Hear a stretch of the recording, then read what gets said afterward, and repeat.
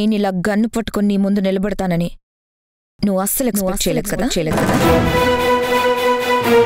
ఈరోజు నీ ప్రాణం తీసి నా భర్త నా తమ్ముడు ఆత్మలకి శాంతి చేకూరుస్తాను. వదినా, మీరేం మాట్లాడుతున్నారో నాకేం అర్థం కావడం లేదు. నన్ను చంపడం ఏంటి? అవును, అప్పుడే నా పగ తీరుతుంది. నా మీద మీకు పగేంటి వదినా? నీ ఒక్కడి మీదే కాదు, మొత్తం నీ కుటుంబం మీద పగతో రగిలిపోతున్నాను. నా ఆవేశానికి బల్లబోయే మొదటి వ్యక్తివి నువ్వే. నా పసుపు కుంకుమాలు నాకు దూరం చేశారు, తర్వాత నా తమ్ముడిని దూరం చేశారు.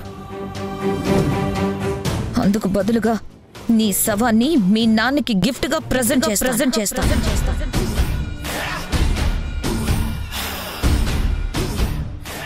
వదినా, మీరు పొరపాటు పడుతున్నారు. కేశు అన్నయ్యని మేమెవరం చంపలేదు, లడ్డు మామ కూడా చంపలేదు. అబద్ధాలాడకో, నాకు మొత్తం తెలుసు. ప్లీజ్ వదినా, నా మాట వినండి. మీకు నిజం తెలియాలి. నిజం తెలిస్తే మీరే షాక్ అవుతారు. ఆ విషయం మీకు తర్వాత అంతా వివరంగా చెప్తాను. ముందు బాబుని కోర్టులో ప్రెజెంట్ చేయాలి, లేదంటే శ్రీవల్లి ప్రమాదంలో పడుతుంది. ఈరోజు తన కేసు కోర్టు వాయిదాకు వచ్చింది వదినా. అక్కడ విచారణ జరుగుతుంది. ఏంటి? కోర్టుకి వీడిని తీసుకెళ్ళకపోతే ఆ శ్రీవల్లి ప్రమాదంలో పడుతుందా? అవును వదినా, అందుకే మమ్మల్ని త్వరగా వెళ్ళనివ్వు. అయితే నేను ఖచ్చితంగా వెళ్ళను. వదినా, నువ్వు తప్పు చేస్తున్నావు. నిజం తెలిసిన తర్వాత ఇలా చేస్తున్నందుకు నువ్వే బాధపడతావు. నేను బాధపడతానా? నేను బాధపడ్డం అంతా అయిపోయింది. ఇప్పుడు మీ వంతు. మీ కుటుంబంలో ఉన్న ప్రతి ఒక్కరూ బాధతో కుమిలిపోయేలా చేస్తాను. పెద్దమ్మ ప్లీజ్, మమ్మల్ని కోర్టుకెళ్ళనివ్వు. నేను వెళ్తేనే అత్తయ్యను కాపాడగలం. అలాగే వెళ్దావు గాని మీ నాన్న డెడ్ బాడీతో. మీ కుటుంబానికి కోర్టులో శిక్ష ఫైనల్ చేస్తే నేను నా కోర్టులో మీకు శిక్ష ఫైనల్ చేస్తాను. వదినా, నువ్వు అనవసరంగా మమ్మల్ని అపార్థం చేసుకుని చాలా పెద్ద తప్పు చేస్తున్నావు. కాదు, లెక్క సరి చేస్తున్నాను. నిన్ను చంపి కేశవ త్రిదేవుల దగ్గరికి పంపిస్తున్నాను. వద్దు వదినా, ఆవేశపడకు. నేను చెప్పేది వినండి. ఏంట్రా నువ్వు చెప్పేది? వద్దు పెద్దమ్మ, డాడీని ఏం చేయొద్దు ప్లీజ్ పెద్దమ్మ. ఎప్పట్లాగే మనం అందరం కలిసి ఉందాం. నార్మల్. నేను మీ కుటుంబాన్ని లేకుండా చెయ్యాలని ప్లాన్ చేస్తుంటే ఇక మీతో కలిసి ఉండేదేంట్రా? దినేష్, నేను చివరి కోరిక ఏంటని అడుగును. కాకపోతే పైకెళ్ళాక కేశవతో నా తమ్ముడితో నేనే నిన్ను చంపానని చెప్పు. వదినా, అర్థం చేసుకోండి. మీరు చేస్తుంది కరెక్ట్ కాదు.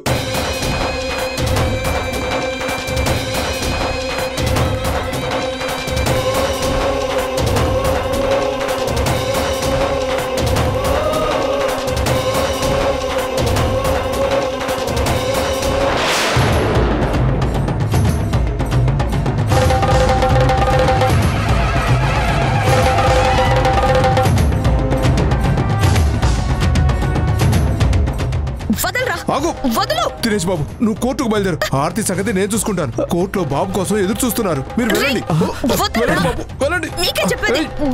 వెళ్ళండి.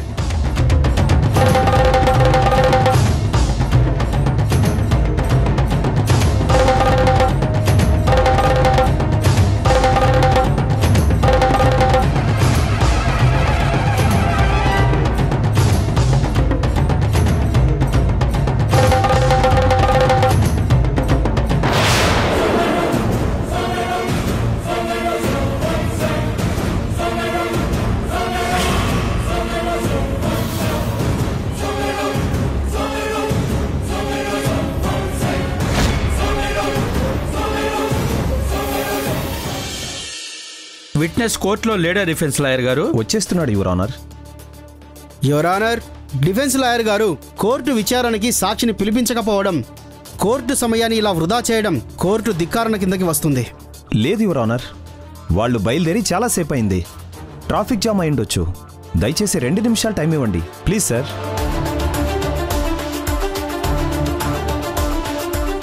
యువర్ ఆనర్, ఒక సాక్షి కోసం, అందులోనూ చిన్న పిల్లవాడి కోసం ఎదురు చూడడం చాలా విడ్డూరంగా ఉంది. అసలు సాక్షే లేడు.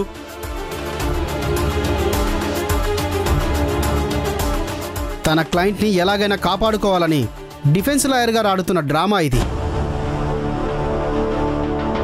కాబట్టి నేరం చేసినట్టు నిందితురాలే స్వయంగా ఒప్పుకుంది కాబట్టి కేసు పూర్వాపరాలు పరిశీలించి తీర్పు ఇవ్వాల్సిందిగా కోరుతున్నాను.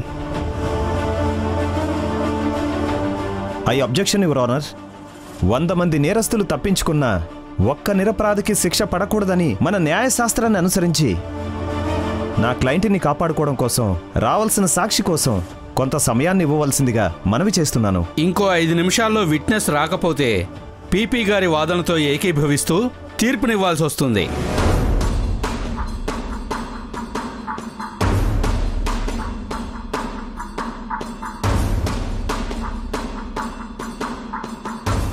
అదిగో వచ్చేశారు యువర్ ఆనర్.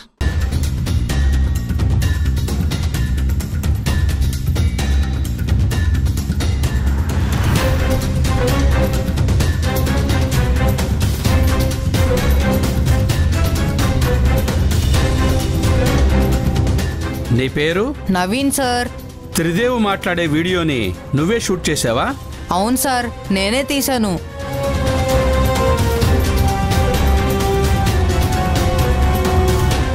ఈ వీడియో నీతో ఎవరైనా తీయించారా లేక నువ్వే తీసావా?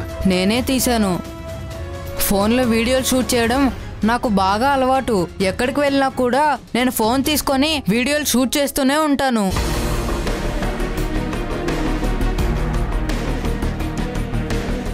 త్రిదేవ్ వీడియో ఎందుకు షూట్ చేసావు? మా అత్తయ్య మా మావయ్యతో గొడవ పెట్టుకొని మా ఇంటికి వచ్చేసింది. నువ్వు ఇలా వచ్చేస్తే మావయ్య నీ మీద బెంగ పెట్టుకోడా అని నేను అత్తయ్యని అడిగితే మావయ్య పెద్ద బూచోడు, మంచివాడు కాదు, అస్సలు బెంగ పెట్టుకోడని చెప్పింది.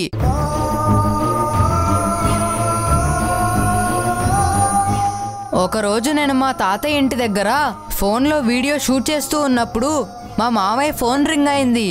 అతను ఫోన్ మాట్లాడుతుంటే చూశాను.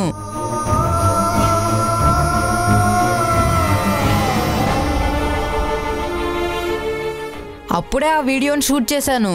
ఇక నువ్వు వెళ్ళొచ్చు బాబు.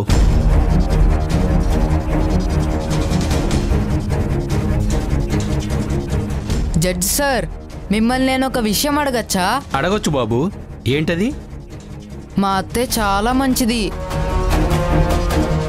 తన వల్ల ఎవ్వరూ బాధపడకూడదు అనుకునే మంచి మనసు తనది.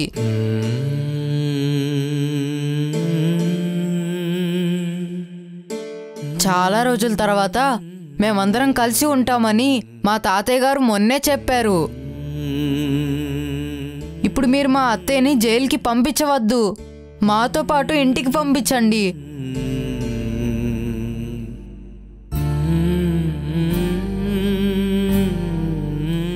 ప్లీజ్ జడ్జ్ సార్, మీకు దండం పెడతాను.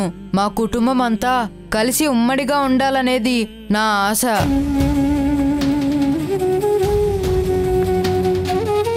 ప్లీజ్ సార్, మా అత్తయ్యని వదిలేయండి సార్.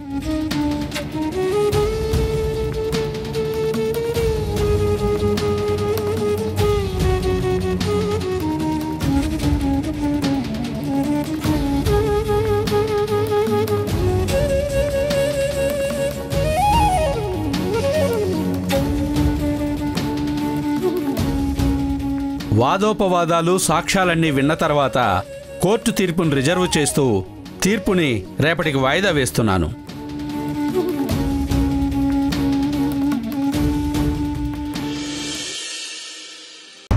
ఏంటి?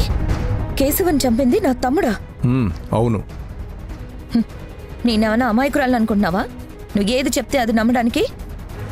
నా భర్తని చంపి ఆ కోదండ రామయ్య సహాయంతో డబ్బు పలుకుబడి ఉపయోగించి నువ్వు జైలు నుంచి బయటకు వచ్చావు. ఇప్పుడు మీ యజమాని కుటుంబాన్ని కాపాడుకోవడం కోసం లేనిపోని అబద్ధాలు చెప్పి నన్ను పొల్యూట్ చేద్దాం అనుకున్నావా? నువ్వు నన్ను మోసం చేయలేవు. నువ్వు చెప్పేది ఏది నేను నమ్మను. నీ వాళ్ళను వదిలిపెట్టను.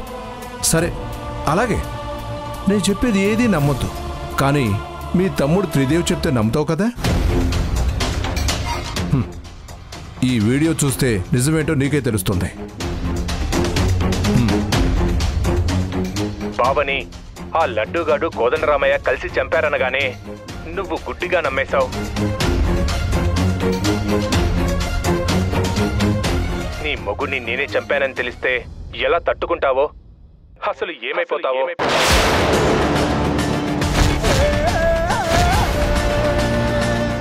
ఆ లడ్డూగాడు నేను పొడిచిన కత్తిని కేశవ కడుపులోంచి తీసేటప్పటికీ కరెక్ట్గా అదే టైంలో కోదండరామయ్య చూడటం వల్ల నాకు అదృష్టం కలిసి వచ్చింది. ఏంటి షాక్ అయ్యావా? ఇప్పటికైనా నిజం తెలుసుకున్నావా? కేశవ్ బాబుని చంపి ఆ నేరం నా మీద వేసి నన్ను జైలు పాలు చేశాడు నీ తమ్ముడు.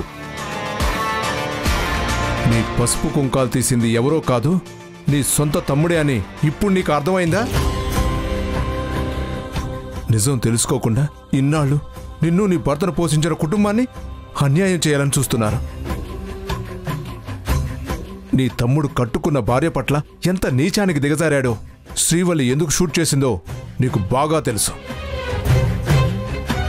ఒక దుర్మార్గుణ్ణి చంపి కూతురు జైల్లో ఉందన్న బాధతో ఉన్నారు తంగచ్చి బావ. ఇప్పుడు నువ్వు వాళ్ళ కొడుకును కూడా చంపేసి వాళ్ళకి పుత్రశోకాన్ని కలిగించాలని చూస్తున్నావా? కేశవ్ చనిపోయినప్పుడు బావ కళ్ళల్లో బాధని నువ్వు చూసావా? అది నువ్వు చూసుంటే ఆయన మీద ఇలా కోపం శత్రుత్వం పెంచుకునేదానివే కాదు. నేను కేశవ్ కడుపులో ఉన్న కత్తిని తీసేటప్పుడు చూసి నన్ను హంతకుడని నా మీద కోపం పెంచుకున్నారు. కొడుకుని చంపాననుకుని నన్ను జైలు పాలు చేశారు. అంతటి ధర్మాత్ముడు ఆయన. నువ్వు ఒక్కదానివే ఒంటరిగా ఎలా బతుకుతావో అని, నిన్ను కన్న కూతురులా చూసుకోవాలని, నీకు కోపం తగ్గాక నిన్ను కన్విన్స్ చేసి వాళ్ళ ఇంటికి తీసుకెళ్లాలని ఆశపడుతున్నారు వాళ్ళు. మీరు లాయర్ నోటీస్ పంపినప్పుడు కూడా ఆస్తి మొత్తం మీ పేరున రాస్తాను, ఇంటికి తిరిగి వచ్చే బాబు అని నీ భర్తను బతివులాడారు. కొడుకంటే ఆయనకు అంత ప్రాణం. కేశవ్ బాబు ఇంట్లో నుంచి వెళ్ళిపోవడంతో కొడుకు మీద దిగులుతో బావకు హై ఫీవర్ వచ్చింది. అందుకే కేశవ్ బాబు కాళ్ళు పట్టుకునైనా సరే ప్రతినాడు తీసుకొద్దామని నేను ఆయన దగ్గరికి వెళ్ళానే తప్ప చంపాలని మాత్రం కాదు. తంగచ్చి బావ మంచివాళ్ళు మాత్రమే కాదు, దేవుళ్ళు. అలాంటి వాళ్ల మీద నువ్వు పగెందుకు పెంచుకున్నావో నాకేం అర్థం కావడం లేదు. బావ వాళ్ళు మీకు ఆస్తి విషయంలో ఏం అన్యాయం చేయలేదు. ఆ విషయం నీ మనసుకి బాగా తెలుసనే అనుకుంటున్నాను.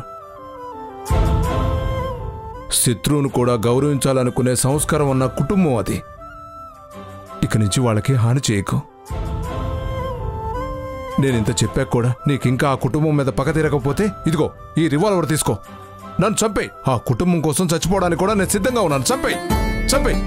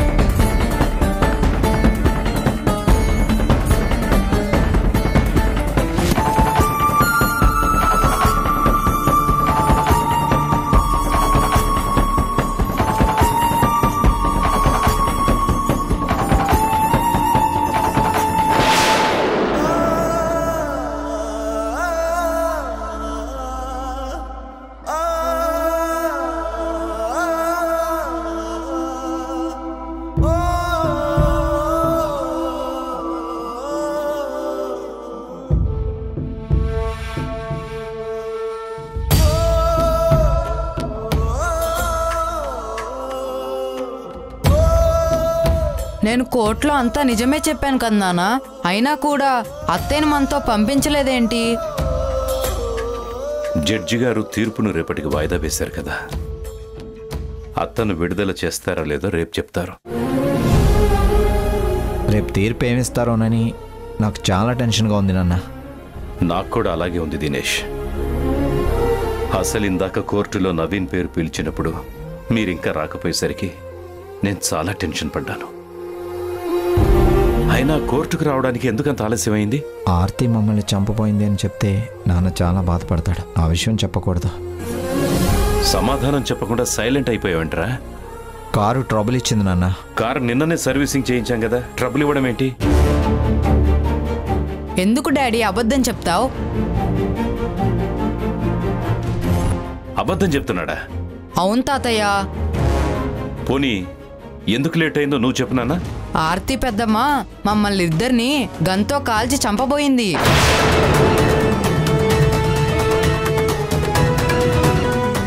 ఆర్తి మిమ్మల్ని చంపబోవడం ఏంట్రా? అవును నాన్న, వదిన చాలా ఆవేశంతో ఉంది. ఎంత చెప్పినా వినిపించుకోలేదు. మమ్మల్ని చంపాలనే డిసైడ్ అయింది. అసలేం జరిగింది? మేము కోర్టుకు వస్తుంటే దారి మధ్యలో రోడ్డుకి అడ్డంగా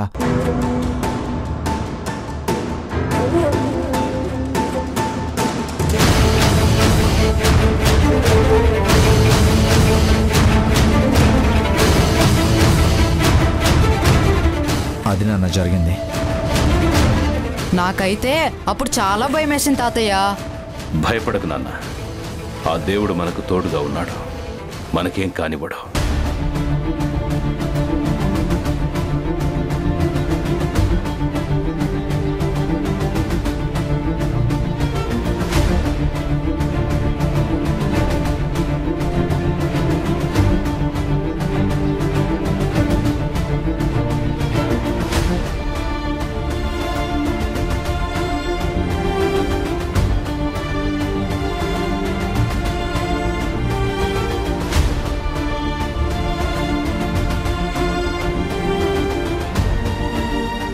నాన్నగారు మళ్ళీ ఎక్కడికి వెళ్తున్నారు? ఓ, ఆర్తి వదంతో ఏదో మాట్లాడడానికి వెళ్తున్నారు అనుకుంటా.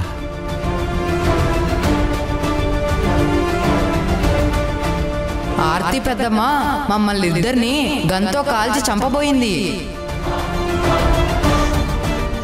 అవును నాన్న, వదిన చాలా ఆవేశంతో ఉంది. ఎంత చెప్పినా వినిపించుకోలేదు. ఇంకా ఆర్తి కేశవుని మేమే చంపామన్న భ్రమలో ఉంది. అందుకే పిచ్చి పట్టిన దానిలా ప్రవర్తించి రివాల్వర్ పట్టుకొని దినేష్, నవీన్ వాళ్ళని చంపాలని ప్రయత్నించింది. భర్త చనిపోయాడన్న బాధలో ఉంది. సొంత తమ్ముడే తన పసుపు కుంకాలు దూరం చేశాడని తెలిస్తే తను తట్టుకోలేదు. కొన్ని రోజులు పోయాక తనకంతా వివరించి చెప్పి ఇంటికి తీసుకెళ్దాం అనుకున్నాను. ఈలోపు ఆర్తి ఇలా ప్రవర్తిస్తుందని నేను అస్సలు అనుకోలేదు. ఈరోజు లడ్డు సమయానికి వచ్చాడు కాబట్టి సరిపోయింది. లేదంటే ఆ పిచ్చితనంలో తను కాల్పులు జరుపుంటే ఎంత అనర్థం జరుగుండేది. ఇక మీదట అలా జరగడానికి వీల్లేదు. ఆర్తికి నిజం చెప్పేస్తాను. కేశవును చంపింది త్రిదేవి అని చెప్పి తన కళ్ళు తెరిపిస్తాను.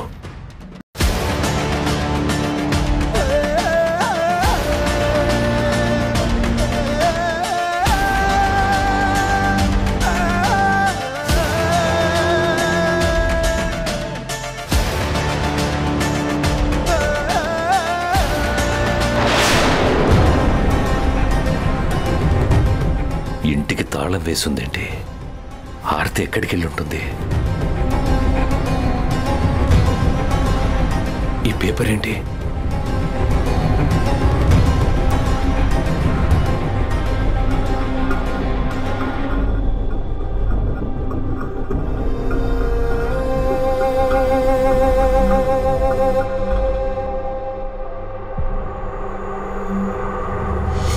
మావయ్య, మీరిక్కడికి వస్తారని నాకు తెలుసు. మీకు నా మొహం చూపించలేక ఈ లెటర్ రాస్తున్నాను. నన్ను క్షమించండి మావయ్య. మీ కాళ్ళ మీద పడి క్షమాపణ అడిగే అర్హత కూడా కోల్పోయాను. నాకు లడ్డు ద్వారా నిజం మొత్తం తెలిసింది. నేను మీకు అన్యాయం చేయాలని చూసినందుకు ఆ దేవుడు నాకు చాలా పెద్ద శిక్ష వేశాడు. అందుకు నేను చాలా పశ్చాత్తాపడుతున్నాను. అందుకే మిమ్మల్ని ఫేస్ చేయలేక నేను వెళ్ళిపోతున్నాను. ఇక జీవితంలో మీకు కనిపించను. ఆర్తి,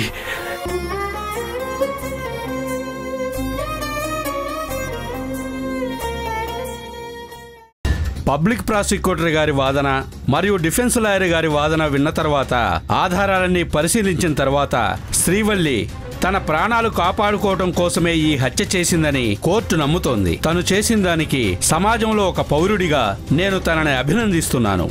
కానీ ఒక న్యాయమూర్తిగా తప్పు అని నిర్ధారిస్తూ శ్రీవల్లికి